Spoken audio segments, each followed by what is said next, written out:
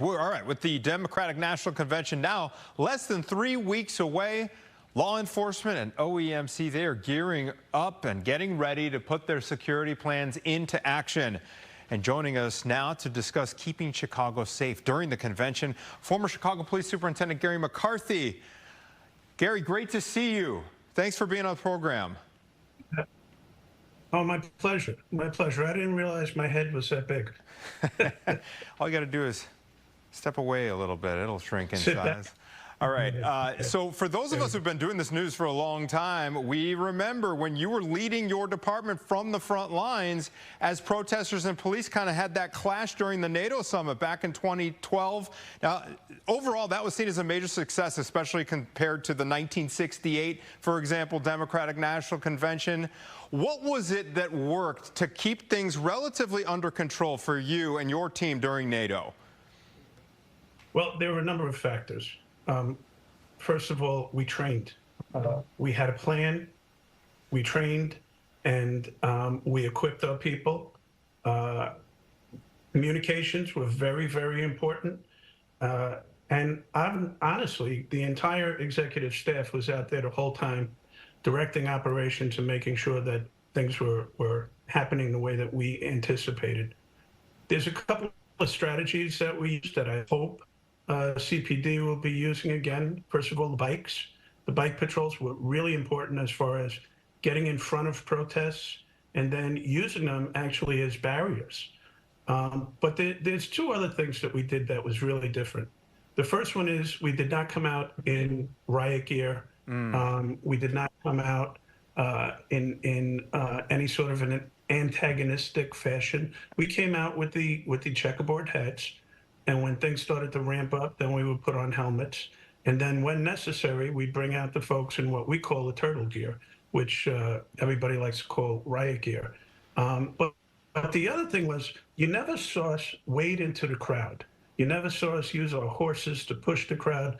What we did was we would extricate.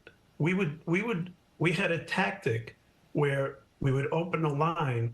The officers would go through, one sergeant and 10 officers. They would grab the agitator and take them out of the crowd. And that would cool things down immediately. So, you know, those strategies worked very, very well. I can't tell you how proud I am of the way that the organization performed. And I hope those are strategies that CPD has still been practicing, because, you know, you have to practice them to keep them up to refresh people. Yeah, make sure that it really feels like all those things you guys did really worked to keep the temperature down. Now, we reported just earlier today that yet another group has been denied a permit to demonstrate near the UC. This is the Chicago Fire Department. They wanted to march on Madison. Guess it might have been too close. But a lot of these groups, about 8 of them, they're looking to march pretty near the United Center, where the delegates and the political leaders will have a better chance of hearing them. A lot of these groups say they're not satisfied with the alternate routes that have been suggested. Lawsuits have even been filed. What do you think the happy medium is here? What's the solution? Well, I think, first of all, we have to recognize that we're in a different environment than we were in 2012. You know, Hezbollah has been going at it with Israel now, which is changing the tenor of that conflict, which we know has been a hot button item here in the United States with our support of Israel. We saw what happened in Washington, D.C. last week. Second of all, you know, we've got the normal, I hate to say normal, we've got the goings-on that happen here in Chicago over and over again.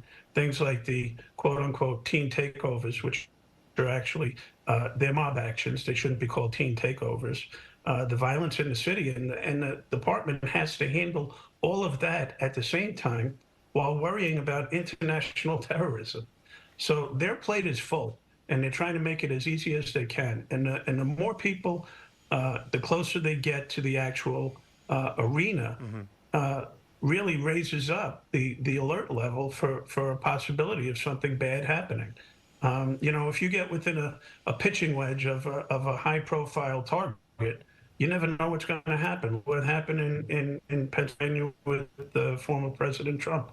So I think the temperature has been ratcheted up intensely over the last probably year or so.